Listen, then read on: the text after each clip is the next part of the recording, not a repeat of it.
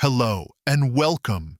If you're watching this, chances are you're facing one of the most significant and emotionally charged decisions of your life. Choosing an assisted living facility for yourself or for a parent you love dearly. And you've probably been given a piece of well-meaning advice. You've been told to ask one simple question during your tour. What is your staff turnover rate? It sounds smart, direct, and to the point. But I'm here today to tell you that in the real world, that question is often useless. It's the question everyone tells you to ask, but it rarely gets you the real answer you desperately need. Why? Because the national average turnover rate for caregivers in assisted living is a staggering 41%. For personal care assistants, it's nearly 50%. That means in many places, half the staff could be new within a single year. Facilities know this number looks bad, so they'd become masters at sidestepping the question with vague answers like, "Oh, it's not too bad," or "We don't count turnovers until after an employee's first 90 days." You walk away with a non-answer, feeling just as anxious as when you arrived. Today, we're going to change that. We are going to throw out that one flawed question and replace it with a powerful new approach. I'm going to show you how to become a culture detective, how to see past the glossy brochures and the polished sales pitch to find out the real story. By the end of this video, you will have a set of observational tools and specific, subtle questions that will reveal the truth about a facility's stability and the quality of its care, giving you the confidence to make the best possible choice. Making this decision feels overwhelming. If you're the adult child, a dutiful David, you're carrying the immense responsibility of your parents' future safety and happiness. You're terrified of making a mistake, and if you're the one considering the move, a worried Wanda, you're grappling with fears of losing your independence, of being a burden, of facing loneliness in a new, unfamiliar place. Both of you are looking for clarity and honesty, not a sales job. That's why our goal today isn't just to give you a checklist, but to empower you with a new way of seeing. We're going to move beyond the numbers and learn how to read the subtle human clues that tell the real story of what it's like to live and work in a community. We'll talk about how to interpret the little interactions you'll see in the hallway, the importance of unanswered call lights, and the one question you can ask any staff member, from the head nurse to the person serving lunch, that is far more revealing than asking for a corporate statistic. We'll look at what a facility's investment in training tells you about its soul, and why a lack of transparency in one area, like pricing, is a massive red flag for all the others. This is about building a complete picture, piece by piece, so you can trust your final decision. And a quick but important reminder, I am not a doctor or a financial advisor. This video is for informational and educational purposes only. The process of choosing senior care is deeply personal and involves medical, financial, and legal considerations. Please be sure to consult with qualified professionals like your doctor, an elder law attorney, or a financial planner to make decisions that are right for your unique situation. My goal here is to provide you with the tools and confidence to ask better questions and be a more informed advocate for yourself or your loved one throughout that process. So let's begin with the very foundation of this new approach. We have to start by acknowledging the fear and understanding why that simple question about turnover is so deeply flawed.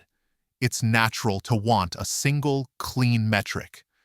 We're taught to look for data, for numbers that can tell us if something is good or bad, and the advice to ask about staff turnover comes from a good place.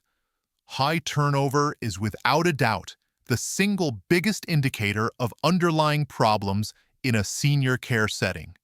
When caregivers are constantly leaving, it's not just about residents having to learn new names and faces. It creates a cascade of dangerous issues. It can lead to serious medication errors because the new person doesn't know Mrs. Smith's routine. It can lead to a decline in a resident's health because a revolving door of staff won't notice the subtle changes in appetite or mood that a long-term caregiver would spot immediately. It breaks down the crucial bond of trust and companionship that is the very heart of good care. The problem is, the people giving the tours know this. A revealing 2014 study from George Mason University found that assisted living sales staff often struggle to connect with potential residents precisely because they are trained to recite features, not to understand needs. They have a script, and when you ask a question like, "What is your turnover rate?" you are often met with a scripted, evasive answer. You might hear, "We have a really dedicated core team," or, "Like any healthcare setting, we have some turnover, but we're proud of our staff." These are pleasant-sounding phrases that tell you absolutely nothing. This is why we have to change our strategy. Instead of asking for a number they are reluctant to give, we need to look for the evidence of that number all around us. We have to shift from being a passive questioner to an active observer. This is the first and most important step. Release the need for that one gotcha question and embrace the role of a quiet, compassionate detective on a mission to uncover the truth. This brings us to the core of our new strategy. You must become a culture detective during your tour. Forget the perfectly staged model apartment and the glossy menu for a moment. The true quality of a facility isn't in its chandeliers or its gardens. It's in the air. It's in the human interactions happening in the hallways, the dining room, and the common areas. This is where the real story lives, and you can learn to read it. As you walk through the building with the marketing director, consciously shift your focus away from what they are saying and on to what you are seeing and hearing around you. Pay close attention to how staff members interact with residents. Is it warm and genuine, or is it rushed and impersonal? Here's what to look for. Do the caregivers and nurses make eye contact with residents as they pass them in the hall? Do they smile? Do they call them by name? A simple, "Good morning, Helen. You're looking lovely today." Or, "Hey, John, did you enjoy that card game yesterday?" speaks volumes. It shows familiarity, respect, and a genuine connection. It tells you that this isn't just a job for that staffer, it's a relationship. Conversely, if you see staff members walking with their heads down, avoiding eye contact, or speaking to residents in a condescending or overly simplistic tone, that's a major red flag. Also, listen to the tone of voice. Is it patient and kind, or does it sound strained and irritated? A positive, respectful atmosphere is almost impossible to fake for an entire building. It's the natural byproduct of a place where employees feel valued and supported, and that feeling inevitably spills over into how they treat the residents.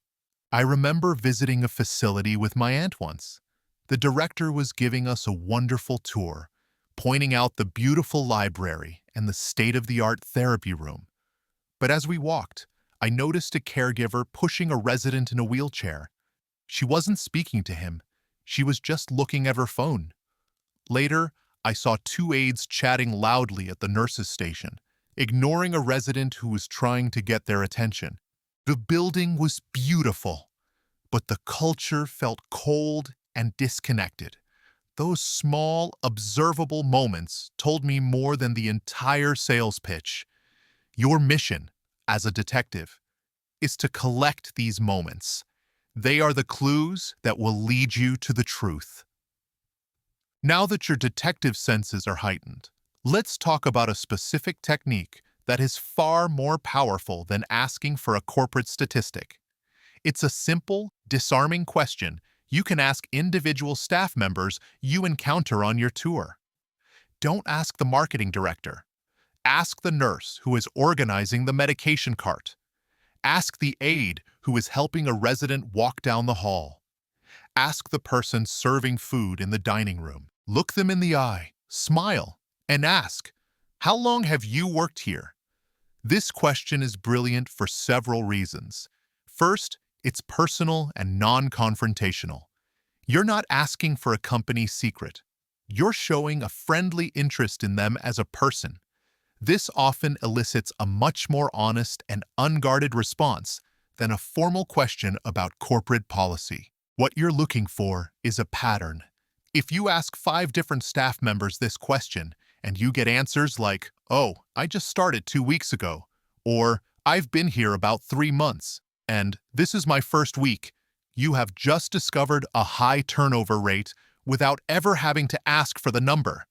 You have real, first-hand evidence of a revolving door. On the other hand, if you hear, "I've been here for 7 years, I love our residents, I'm coming up on my 10-year anniversary, and I started here right out of nursing school 5 years ago," you have just found gold.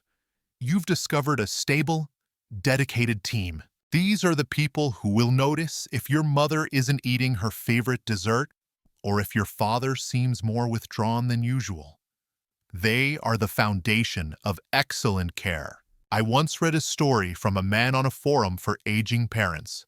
He said this was the best piece of advice he ever got. During a tour, he made a point to wander a little bit away from the director and ask a housekeeper who was polishing a table how long she'd been there. She lit up and said, "15 years, honey. I've seen families come and go. This is a good place. They treat us right." That single interaction gave him more confidence than any brochure ever could. Use this technique. It cuts through the noise and gets you answers from the people on the front lines, the very people who will be caring for your loved one. So far, we've focused on observing interactions and asking subtle questions. Now, let's talk about a critical visual cue that serves as a 5-alarm fire drill for any facility: the unanswered call light. In almost every resident's room and bathroom, there is a call button or a pull cord. When a resident needs help, whether they've fallen, feel ill, or simply need assistance getting to the bathroom, they press this button. This typically triggers a light outside their door and a notification at the central nurses' station. The sound is often a distinct, persistent beep or chime. During your tour, make it a point to be hyper-aware of this. As you walk down the residential hallways, look at the lights above each door. Are any of them lit up? If so, for how long? Do you hear that persistent chime from the nurses' station? Watch to see if a staff member is moving with purpose toward that room. But if you see multiple lights on at once, or if you see the same light on at the beginning of the hallway and it's still on when you reach the end, you are witnessing a massive red flag. This is a direct, undeniable sign of a facility that is dangerously understaffed or poorly managed. It means that a resident could be in pain, in distress, or in a hazardous situation, like needing to use the restroom urgently, and their calls for help are being ignored. There is no excuse for this. A facility can have the most beautiful dining room and the most robust activities calendar, but if it cannot respond to a resident's basic call for assistance in a timely manner, it has failed at its most essential duty.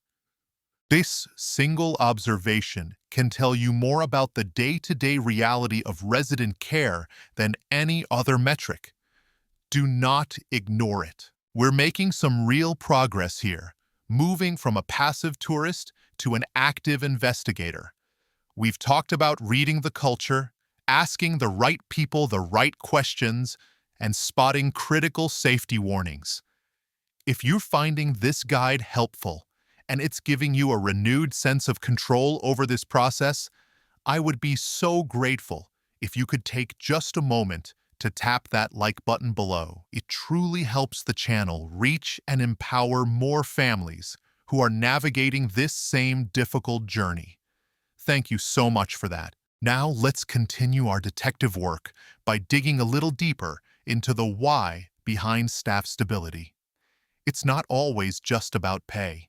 In fact, a fascinating survey revealed that nearly three-quarters of caregivers would be willing to accept a pay cut of up to $1.50 per hour in exchange for working at a better-run company and culture. This tells us something incredibly important.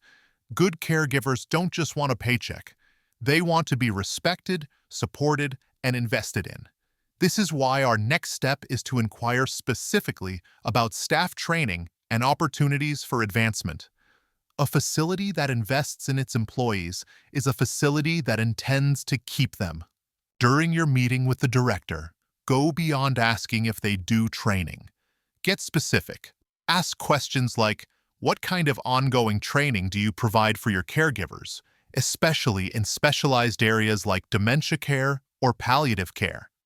The quality of their answer is very revealing. A strong answer sounds more like, we're really proud of our memory care program. All of our staff in that unit are certified dementia practitioners, and we bring in a specialist 4 times a year for advanced training on communication techniques and managing challenging behaviors. Also, ask about career growth. Are there opportunities for your caregivers to advance here? For example, can a care aide receive support to become a certified nursing assistant or a med tech? A facility that promotes from within is demonstrating a long-term commitment to its people. When you ask these questions, you are probing the fundamental philosophy of the management. Do they see their staff as their greatest asset or as an expense to be minimized? The answer to that question will have a direct impact on the quality and consistency of care your loved one receives every single day. As we get closer to the end of our investigation, it's time to zoom out a little bit. We've been looking at very specific clues related to staffing, but these clues often exist within a larger pattern of behavior. Our next strategy is to assess the facility's transparency in all areas, because a community that is open and honest about one thing is likely to be open and honest about everything else. Think about your experience so far. When you first called to inquire, did you get clear, direct answers, or did you feel like you were being given the runaround? When you ask about pricing, do they provide you with a clear, all-inclusive fee schedule? Or is it a confusing maze of tiered levels, add-ons, and potential future increases? A trustworthy facility will be upfront about all costs. They will be happy to show you their residency agreement, their policies on handling grievances, and their health and safety protocols. They have nothing to hide. An evasive facility, however, will often use confusing language. They might be reluctant to put things in writing. They might say things like, "Oh, we can discuss the specifics of the contract once you've made a decision." This is a giant red flag. Transparency is a reflection of a facility's confidence in its own operations. If a management team is proud of how they run their community, they will be eager to share the details with you.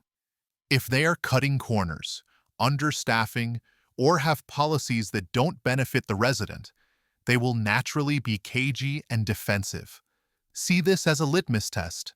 A culture of secrecy in the front office almost always translates to a culture of crisis on the care floor. Choose a community that chooses transparency. We have now covered a whole range of investigative techniques, from observing body language to analyzing call lights and assessing overall transparency. But there is one final tool in your detective kit that is perhaps the most powerful of all: your own intuition. You must trust your gut. After all the questions have been asked and all the brochures have been read, how does the place feel to you? This isn't some mystical sense. It's your brain processing thousands of tiny subconscious cues: the smells, the sounds, the expressions on people's faces, the overall energy of the building. If something feels off to you, it probably is.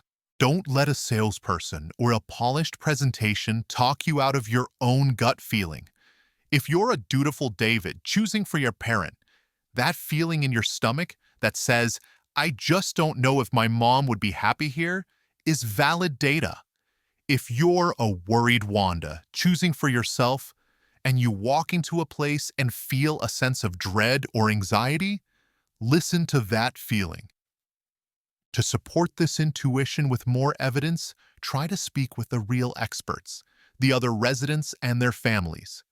This can be the most valuable source of information you can get. Of course, you need to be discreet. You can't interrogate people, but you can be friendly. While you're waiting for the director, you might strike up a conversation with someone in the lobby. A simple, "It's a lovely building. Have you been visiting here for long?" can open the door.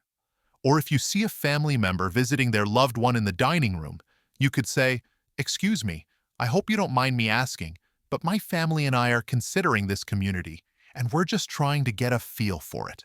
Have you all had a good experience with the staff?" Listen for enthusiasm in their voice. Do they say, "Oh, the aides are just wonderful with my mother. We feel so lucky to have found this place"? Or is their response more hesitant, like, "Well, it has its ups and downs"? The unvarnished opinion of another family who has been through it is priceless. In the end, this decision is both logical and emotional. Do your detective work, gather your facts, and then listen to your heart. It will often lead you to the right place. So, let's take a moment and bring it all together. We started this journey by throwing out the one question that rarely works: what is your staff turnover rate? And we replaced it with a complete toolkit for becoming a culture detective. You now know that the truth isn't found in a single statistic, but in a collection of clues. You learned to look for the warmth and genuine connection between staff and residents, and to listen for names being used in the hallway. You now have the powerful yet simple question to ask individual staff members. How long have you worked here? To uncover the reality of their stability. You know to watch for the critical red flag of unanswered call lights, a direct sign of a system under stress. You understand that asking about specific training and career advancement reveals a facility's true investment in its people. And you know that a lack of transparency in any area, from pricing to policies, is a warning sign for everything else. Finally, and most importantly, you have been given permission to trust your own intuition and to seek out the honest opinions of the families who are already there. You are no longer just a passive visitor on a tour. You are an empowered investigator, equipped to see behind the curtain and find a community built on a true culture of care. I truly hope this guide has given you a new sense of clarity and confidence.